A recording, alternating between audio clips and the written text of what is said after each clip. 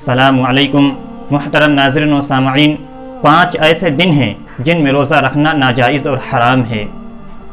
उन दिनों में रोज़ा ना रखना ही अल्लाह रब्बुल इज़्ज़त के हुक्म को बजा लाना है और रोज़ा ना रखना ही सवाब का काम है।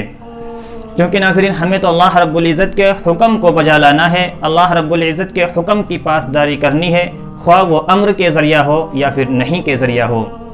अगर अल्लाह ने किसी काम से रोका है तो उससे रुक कर, उसको छोड़कर अल्लाह के हुक्म को बजा लाना है, और अगर किसी काम के करने को कहा है तो उस काम को कर कर अल्लाह के हुक्म को बजा लाना है। बहरहाल हमें तो अल्लाह के हुक्म की पासदारी करनी है, वो अम्र के ज़रिया हो या फिर नहीं के ज़रिया हो।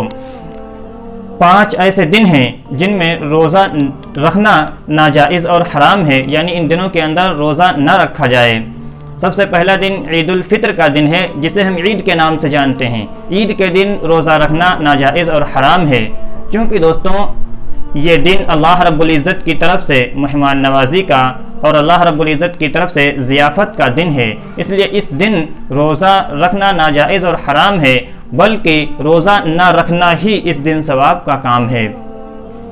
और रहे 4 दिन ज़िलहज के महीने में बकरीद के मौके पर हैं।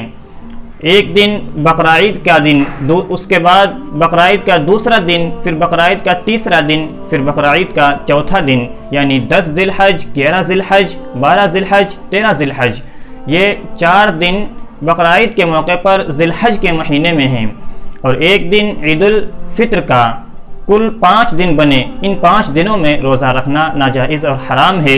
जिसने रोज़ा रख लिया इन दिनों के अंदर, उसने बहुत बड़ा गुनाह किया, क्योंकि उसने अल्लाह के हुक्म के ख़िलाफ़ वर्जी की। अल्लाह का हुक्म यही है कि इन 5 दिनों के अंदर इफ्तार की जाए, यानी रोज़ा न रखा जाए, और रोज़ा न रखना ही इन दिनों के अंदर सवाब का काम है। और जिसने रोज़ा रख लिया उसने अल्लाह के हुक्म की ख़िलाफ़ वर्जी की, बहरकैफ उसने एक गुनाह का काम किया। तो इन दिनों के अंदर हमें इफ्तार करनी है और इस्लाम को समझकर, इस्लाम की फ़हम रख कर अमल करना है, ताकि मज़हब इस्लाम के अंदर जिन चीज़ों को जिस वक्त के लिए हलाल किया गया है और जिस वक्त के लिए हराम किया गया है, तमाम चीज़ों को समझ सकें। उम्मीद है कि बात समझ में आ गई होगी। सवाब की नीयत से तमाम मुसलमानों तक इसको शेयर करें। अस्सलामु अलैकुम व रहमतुल्लाहि व बरकातहू।